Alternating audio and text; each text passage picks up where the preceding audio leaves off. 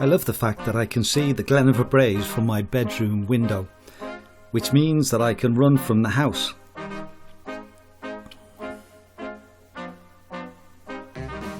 I start my watch as I leave.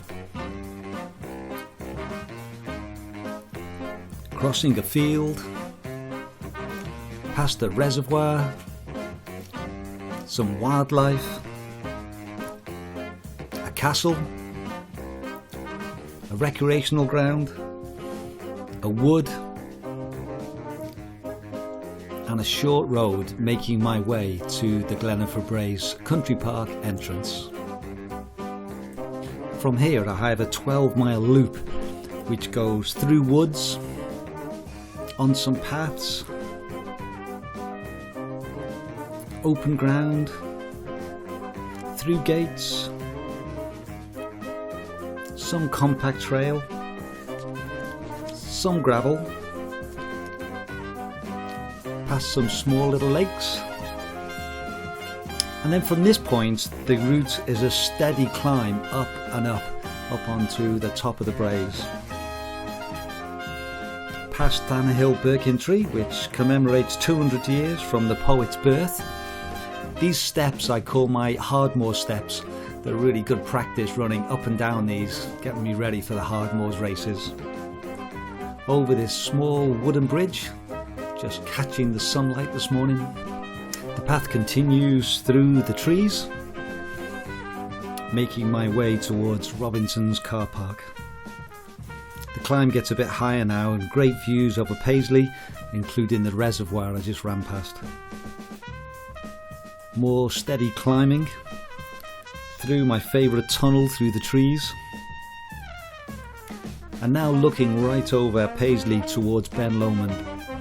There's a short sharp climb on tarmac here past the gorse bushes, and this is always a really good effort to run right to the top of this little bit where there's a wooden bench. And if there's time I can stop and have a look, and I can look and see Ben Lomond in the distance. Before a little more climbing, a little more ascent, and then over a picturesque little footbridge onto a solid path towards more trees, across a minor road and more gates, following the sign, heading towards the trees, through one more gate,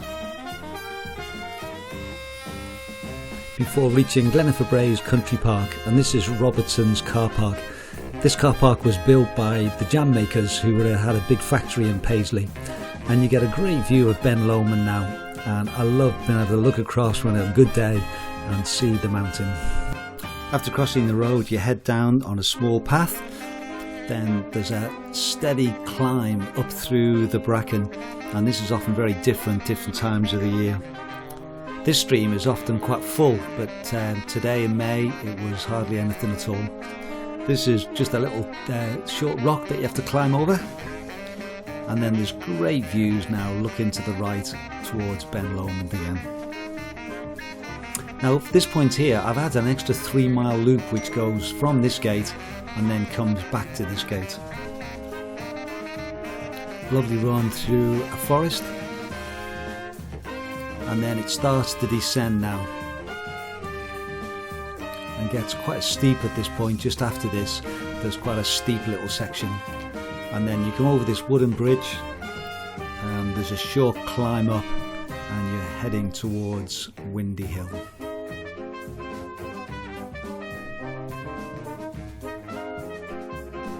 This is the start of the loop, so I'll go straight on and then do a loop and come back to this point. Run through some lovely woods. Ben Lomond getting closer and closer. On a good path, and then through a gate, making sure I close it behind me. And now probably the furthest point away from my house on the route. And then decent path on this gravelly path, and then this is back now to the start of the little loop.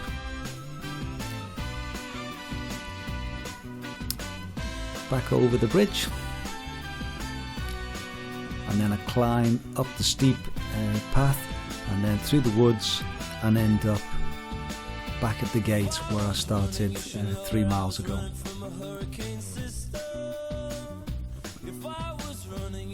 Go through the gate and take a right here, and there's a short sharp hill up to the top, and then follow this fence line through some more woods and end up at the Trig point. To the right of this Trig point you've got the power station, but to the left of the Trig point, past the pylon, you've got a lovely view over towards Ben Lomond, and this is where normally I like to take my selfies if I take people out for a run. And when I've got a little bit of time like today, then it's quite nice to stop and have an apple and enjoy the views.